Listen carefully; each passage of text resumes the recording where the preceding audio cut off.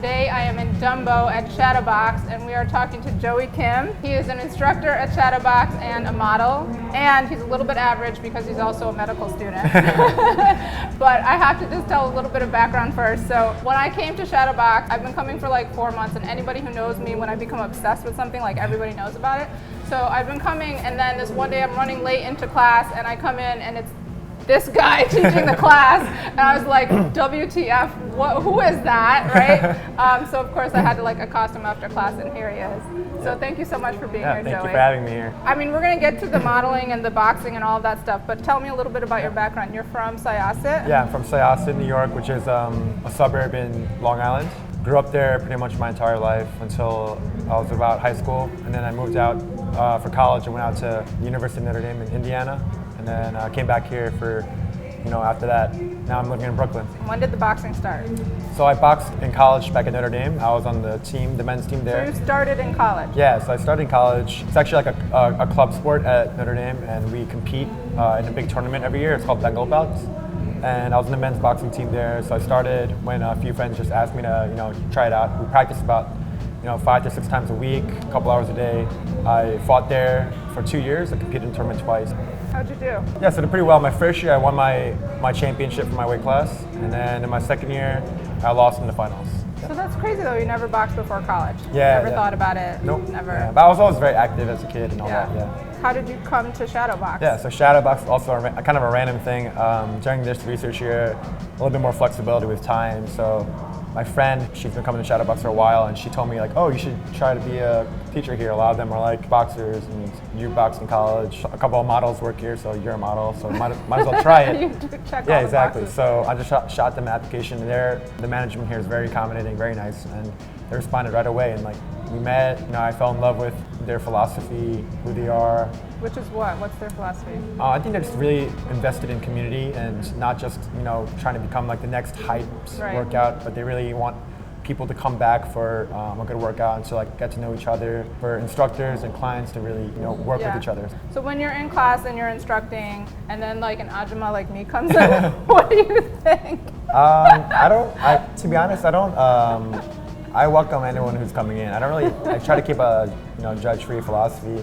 We have some like 70-year-old people in our class who are like amazing. We have a kids class. I know. My son has come to the kids class. Yeah, so there's really no like barriers or limits into like who can come into the class. A couple weeks ago, I met a client who came in. He just had a triple bypass. It pretty much clogged coronary arteries in his heart, and his doctor You were told about to go super medical tech terms, so did you see that? Yeah. And then he was like, oh wait. So he pretty much found out that he had a almost completely blocked artery in his heart and blood vessel. So he just had surgery, and he started coming to class, and he started feeling healthier, feeling stronger, and now he's on the road to like living a healthier life. And that's something that when I see something like that, I guess I see how powerful this place can be. Yeah, that's awesome. You've only been modeling for a year, right? About 2 years, but then I've been signed with my agency for about a year. Okay. Before that, I just kind of did like freelance. So how did this come about?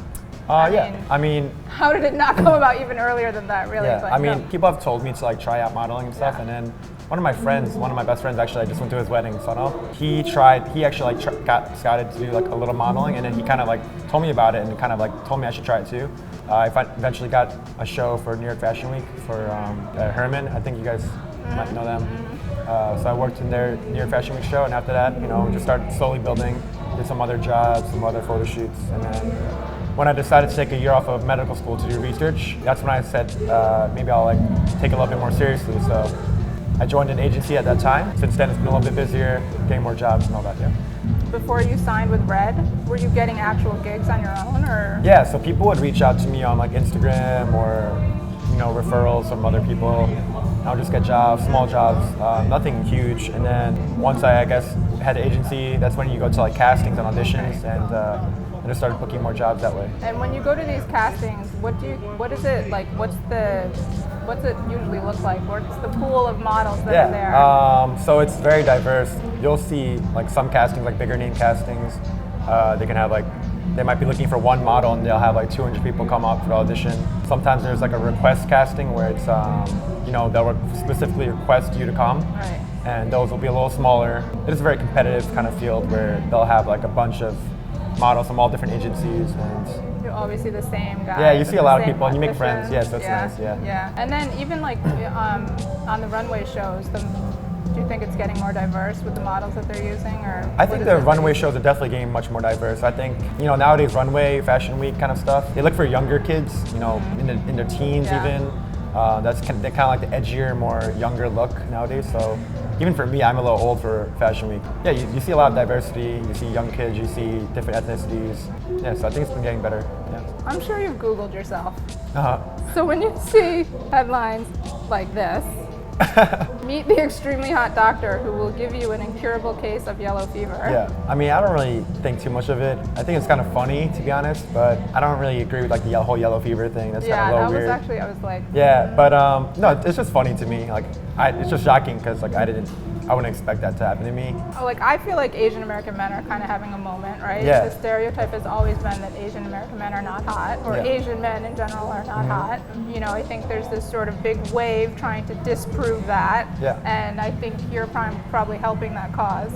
What's your Yeah. take on all that? I mean, well, that's like the main initial reasons I went into modeling was I want to like find a way to combat the Asian American stereotype. That's kind of what I like expressed when I would want to go into each job. I would want to kind of focus on that because I think growing up for me, like especially growing up in a predominantly white or neighborhood as a minority, we didn't have like many role models growing up in terms of Asian Americans in the media.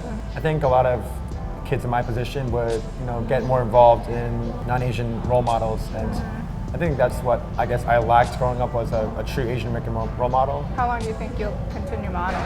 Well, once I go back to school, I really had to slow down a lot because I'll be working in the hospital full time. Like, Are you going to be a fourth year? yeah, in fourth year sometimes you have a couple months off, so maybe I'll try to go back during that time. But for now, I'll be taking like a pretty big break from it. Yeah. And then what about, do you think you'll go directly to your residency? Yeah, so Yeah. I'll be applying for residency this summer, and then hopefully I'll get in by March of next year. Have you always wanted to be a doctor? Yeah, pretty much since I was younger, I wanted to be a doctor. At one point, I kind of had this conflict where I wanted to become a calculus teacher because I really liked my calculus teacher in high school.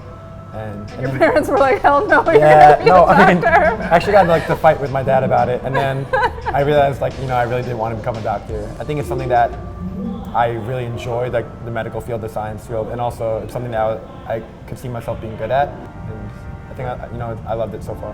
Joey, thank you so All much right, for thank joining you. us. I'll see you in class again. Yeah, thank you so All much, right. guys. Thank you.